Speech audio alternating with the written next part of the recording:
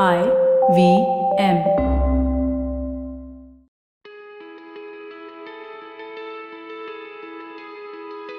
Folks, welcome to Credit Smart with CIBIL. My name is Anupam Gupta. I'm the host of the Paisa Vaisa podcast. My guest, Sujata Ahlawat, Senior Vice President at TransUnion CIBIL. Sujata, thank you so much for doing this for our listeners. Thank you, Anupam, for having me back. It's a pleasure to be here again. Great. So let's start.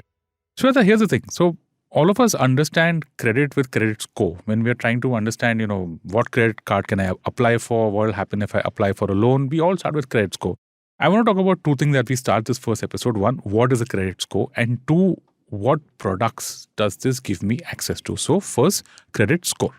Yeah, so, as we talk about credit score, Anupam, let's look at what a credit report is. So credit report is an entire history of your financial transaction. It covers who you've taken a loan from, what is the amount you've taken from, when have you taken from, and what is your payback history. Are you paying back on time? Are you regular with your installments? Credit score basically is a numeric number that translates all of this into a three-digit number, which is from 300 to 900, where 300 is the lowest score, 900 is the highest score. So as we start looking at credit score and CIBIL score, it is a gateway to all the good things in life. So whether it is the first job that you're looking for, whether it is the first credit card, your dream house, or any kind of loans that you need to make things better, CIBIL score is the answer for that. So in a certain sense, my financial independence or my financial well-being is linked to my credit score. Absolutely. I think your financial aspirations are linked to a CIBIL score. There's no fail in credit score. I mean, in school, like 35 out of 100 used to be fail. How does the credit score work? What's good, what's bad, and stuff like that. So the good news is a credit score is in your hands. How you want to improve it, it's in your hands. So if you don't have a score, you can build one. If you've had a bad score due to some instances, you can improve it. The hard part is you have to take actions. So like I said, a good score, generally above 730, is considered to be a good score. However, if by any reason it's been lower, you can definitely take actions to improve it. And you can improve it. It's not Absolutely. Like the end of the road or something. Absolutely. I think, like I said, it is in your hands. It requires diligence. It requires good credit habits, but definitely can be improved. Sure. So I've heard of this term called credit access, which I guess means my access to the products that are out there, which are based on credit. And there are a whole lot of them. Let's talk about that.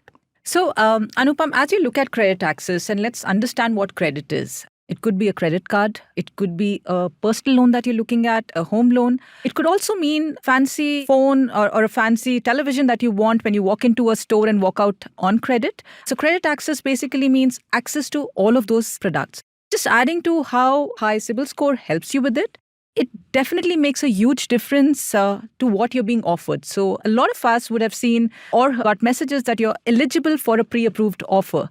That might be true. When you are very diligent in your payments, you have a high CIBIL score, you are one of the customers that the banks want to go after.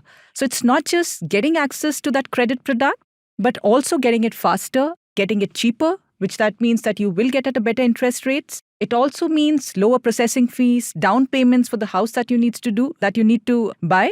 So clearly, a high CIBIL score makes a difference, not just getting you that credit product, but at better terms as well.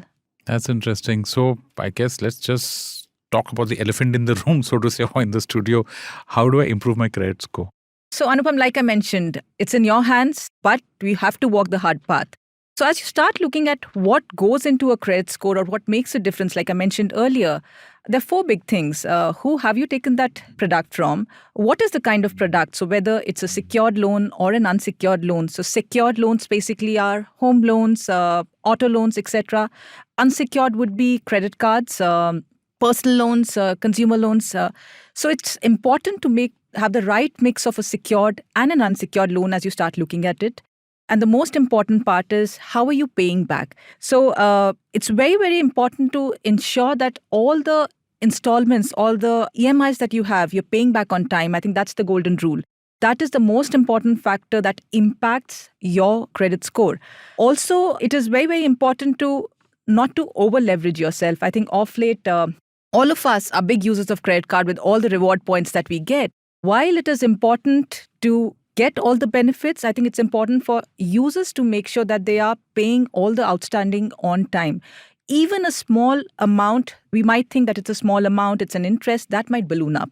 Also, as we start looking at what really matters, it's not a very wise decision to over leverage yourself on credit cards, because one of the most important factors is the utilization ratio, which basically means what is the amount of credit that has been assigned to you and how much are you using it all the time. So if you are maxing it out, that might be considered negatively, as you start looking at building credit. So if I could just give you an example, say, for example, if you have 3 credit cards, and I think, credit cards, generally, we should use it very, very diligently. So you have 3 credit cards with a limit of 1 lakh each. And if you've been maxing it out, if you've been spending a lakh every month, that means your utilization ratio is about 30%, which is good. But higher you go will definitely impact your credit score, because that's one of the factors as well. Also, like I said, another factor is, when are you taking a loan? Too many inquiries. So if you're really shopping for loan, if you're taking loans, if you're applying for credit very often, that might be considered negative as well, because that shows a credit hungry behavior. So clearly, I think use credit to your advantage, make sure that you're not over leveraging yourself, make your payments on time. And above all, I think as you start looking at building your credit, one important part is not just building credit, but protecting your credit as well, right? You need to monitor your credit profile. You need to monitor your CIBIL report and score regularly. In fact, if you don't know where to start, we offer a free credit report on our site, CIBIL.com. It's important that you continue seeing what are the kind of information is added to your report. If you see any kind of discrepancies, which could be due to some reporting of information, you can come back to CIBIL, make sure you're correcting that. But monitoring is the key. So build it and protect it. I'm going to just recap that, because there's some important stuff you said out there. The first that I really like in this, I think it's the key to using a credit card, or for that matter, any loan. Pay on time. That's really important, right? Absolutely. So, I mean, even skipping once by whatever, 1 day, 10 days, whatever, that is going to impact your credit score. I think that would be the first red flag for the person who's giving you that credit card, is if you're not paying on time. Absolutely. And in fact, that has the biggest weightage to your score being impacted. That's what I thought. So paying on time has the biggest. Okay, let's go to the second one. This is my favorite, right? Because all of us love to have a lot of credit cards. One is for reward points, one is for, X, Y, Z, one is for fuel. Is there an ideal, you should have so many credit cards, or how does this work? So, Anupam, here, I would not say an ideal number of cards, but it is also, when you look from a behavioral standpoint, right? The more cards you have, the more risk you're holding, right? The more dates you have to remember in terms of, paying back, more chances of you over leveraging yourself. So I think it is that diligence and is required from an individual. Clearly, I think as you start spending more on one card, I mean, that's the kind of, like I said, utilization, you're trying to show that kind of behavior rather than having those small spends. So I was going to come to the third one, which is that not applying for too many, for the same thing too many times. I think some of us, probably if they don't get a loan from X, then apply to Y, and then Z, and then A, and then B, and then C, is that also could impact your credit score, right? It does. So too many applications in a short period of time does impact, because it also shows that you are not getting the loan that you are deserving of.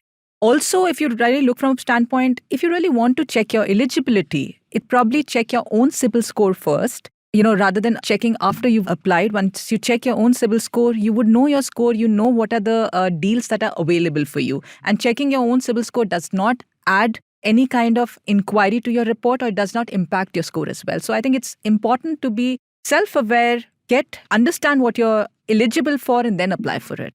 Yeah. So the obvious question after that is, how do I check my CIBIL score? Let's say that I'm doing this for the very first time, and as you said, that there is one free score that you can do in a year or whatever the time limit is. So do I need an Aadhaar card? Do I need a PAN card? What's the process like? How do I actually check my credit score for the very first time? Yeah, so Anupam, like I said, the good way to start is you can go to our website, CIBIL.com. There's a free CIBIL score and report link available. Obviously, a big part is we want to make sure we authenticate the individual, because it is sensitive data. You put in your information, your personal details, your Aadhaar or PAN number. We will authenticate you. And once you get authenticated, you get access to a dashboard to yourself, which actually shows your CIBIL score and report. You also have, in case you notice any kind of discrepancies that there might be, you have an option to register from the portal itself. And once you're comfortable with it, I would definitely recommend checking once is not enough, right? Because like we said, it's a dynamic number. The better, especially if you're looking to improve your credit, if you're looking to improve your CIBIL score, monitor it regularly. Come back, check what are the options available for you, check the advisory, and take control of it. I think it's our responsibility to take control of our own credit behavior. Yeah, and the last question for this episode, Sujata, what is a credit report? We started with credit report. I want to end on that because this is a very comprehensive document. It's got, I think, 1, 2, 3, 4 parts. Let's just, talk about what a credit report is, what it looks like for someone who doesn't know this. So, Anupam, if you really look from a credit report, I did mention it's a report card, right? But I would kind of add to that, it's an entire credit history that gets submitted to the bureau from all the banks. Let's look at any kind of product that you've taken. If you've applied for a credit card, a personal loan, consumer loan, an overdraft account, banks submit all the information to CIBIL. So let's look at the sections that a report has. So there'll be personal information that would be as a part of your report, because those are the information that you have given to the bank or a financial institutions while applying for a loan. So your name, mobile number, address, etc. Contact information, that's the second part as well.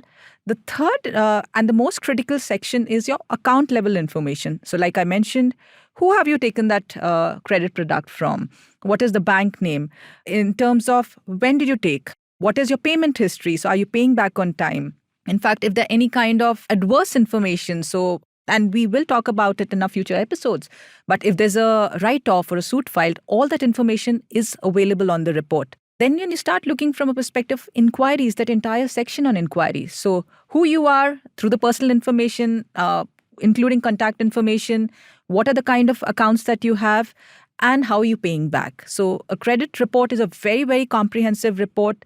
And all this information gets reported on a regular basis from weekly, fortnightly to monthly to CIBIL. We consolidate all that information for you. So you are, your entire history or a credit history is available with the bureau. Yeah, certainly a lot of pressure on me. There's like a score and it's a report. School ki yaad aa gayi. It's like, but the good part, like you said, is you can actually work at improving your scores. And I'm sure that your report will get upgraded and your score will improve if you follow a certain discipline, right? Absolutely. I mean, it is all, like I said, it is like a school report, but much more than that, right? So it is in your hands. You own it, you control it, and it improves as you start showing the right discipline. Yeah, and that's a wrap, folks. That's a wrap on this first episode of Credit Smart with CIBIL. My guest, Sujata Ahlawat, Senior VP at TransUnion CIBIL. Stay tuned. We're going to improve your credit habits. Your credit's going to a whole lot of stuff on this podcast.